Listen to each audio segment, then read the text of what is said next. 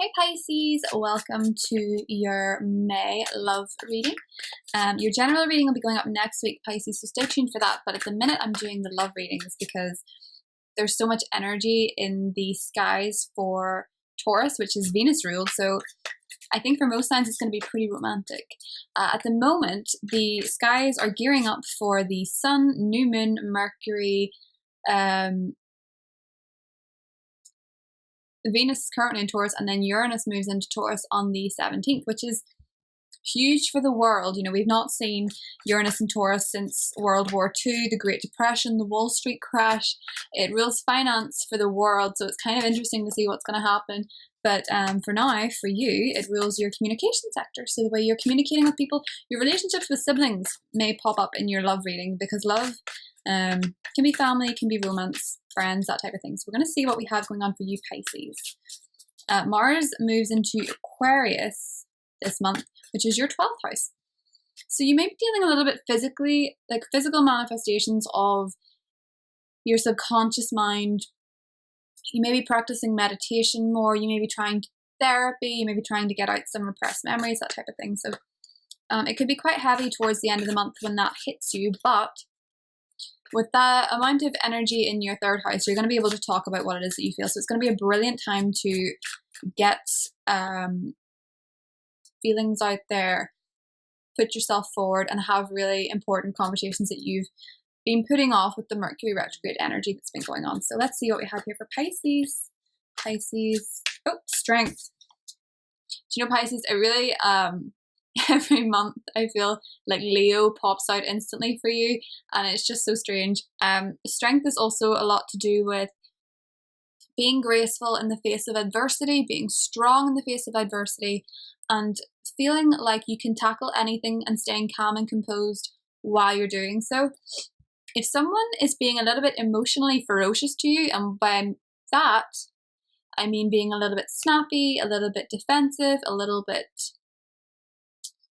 aggressive, stay calm, breathe, and you'll be able to move mountains with this person. So love messages for Pisces, love messages for Pisces, Pisces, Pisces.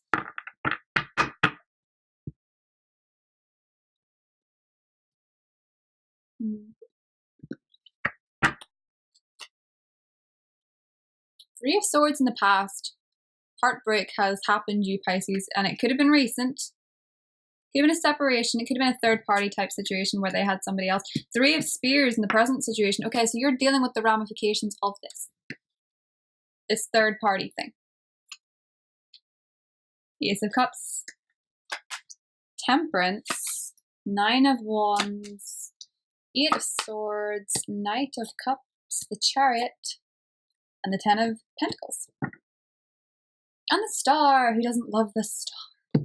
So I'll move the camera so you can see these, Pisces. See what we've got going on here. Okay, so I mean, we're starting off pretty, you know, the Three of Swords is always that. In the traditional Rider-Waite, it's the heart with the three swords through it, where you look really heartbroken.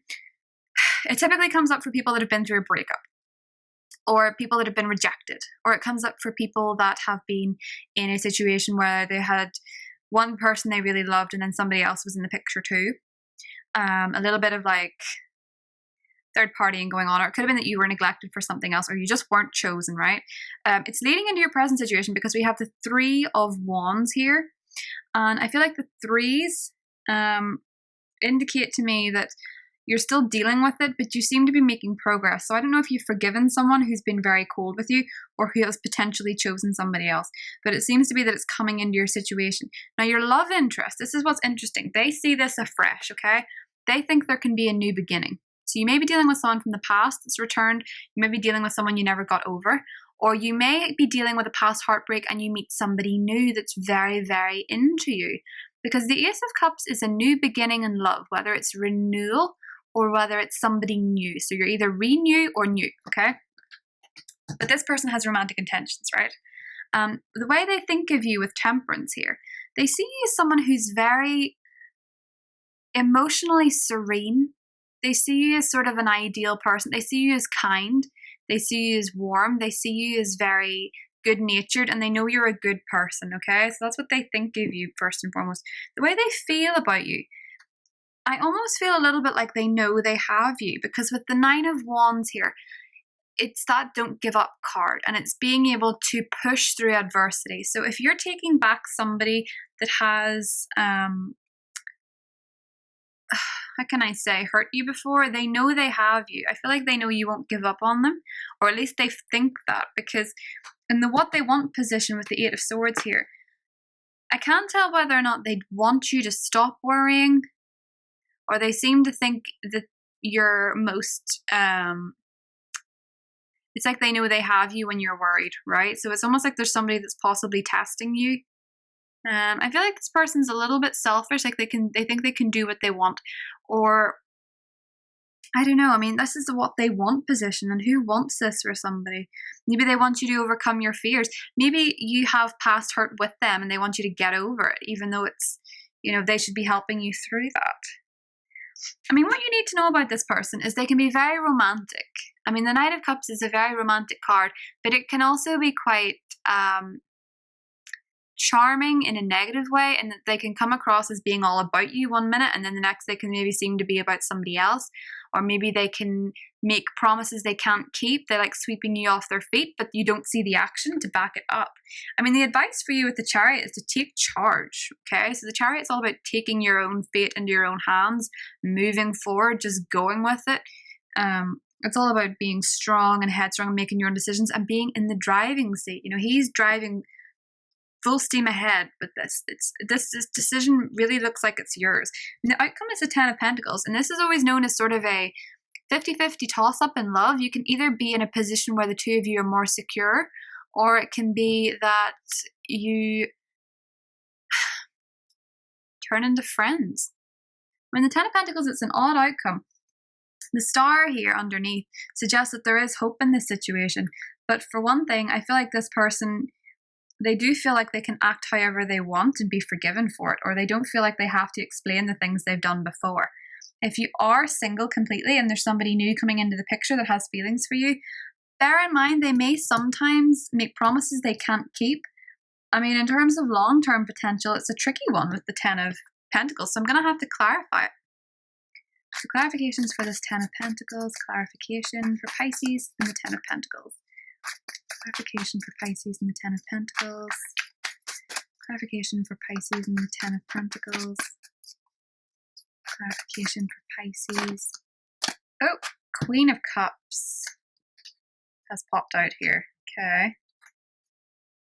Clarification for Pisces and the Ten of Pentacles. Queen of Cups. Oh. Okay. So let's see. Four of Wands, Eight of Pentacles, King of Wands, and Queen of Wands. Okay, so this is a couple that are like-minded. And then we have the Queen of Cups. So I feel like a lot of you are either dealing with a fire sign or a water sign, and I feel for those of you that are dealing with a fire sign, there may be a third person that's been involved in the situation from the get-go. And I feel like with the Eight of Shields here is that this could have been a relationship that they were working on that's possibly fallen apart. Which may be why they've returned, but I feel like there's somebody else in the picture. I mean, this Queen of Wands seems to be you, okay? So I feel like you're looking for a stable commitment, and I don't know if it's necessarily with this fire sign energy. Because I say there seems to have been somebody else involved. Like they seem to maybe be with somebody else, or they maybe seem to still have feelings for somebody else. And I feel like they may have been in a position where they put more work into this person than you, even though it, to me, looks like it required more effort. But I feel like you may be finding commitment elsewhere, because we have the Four of Wands here and the Ten of Pentacles. There's going to be celebrations that you're attending in May. There's going to be weddings. There's going to be christenings, that type of thing. You're going to be out and about and socializing a lot. And I feel like you may meet a water sign at an event. The fire sign seems to still be in the picture, but there seems to be a water sign coming in that's new and seems to have very positive energy surrounding you. I mean, I don't know about this fire sign. It just seems to me like there was somebody else, because they're more alike their energy seems to be more alike, and there seems to have been an investment made there. And with the Three of Swords here, I feel like this is someone that has hurt you. But I feel like you may find comfort in your friendships, and you may find comfort in your social life. I mean, there does seem to be people that are interested in you, but you have to be wary of holding out for the wrong one, right, Pisces? Because the Eight of Swords in the what they want, you know, this is Genevieve at the stake. Why do they want this for you? Why do they want you to feel anxious and concerned? I'm just a little bit skeptical of this energy coming in, especially with the Knight of Cups. They're a charmer. They tell you what they want to hear, what they want you to hear.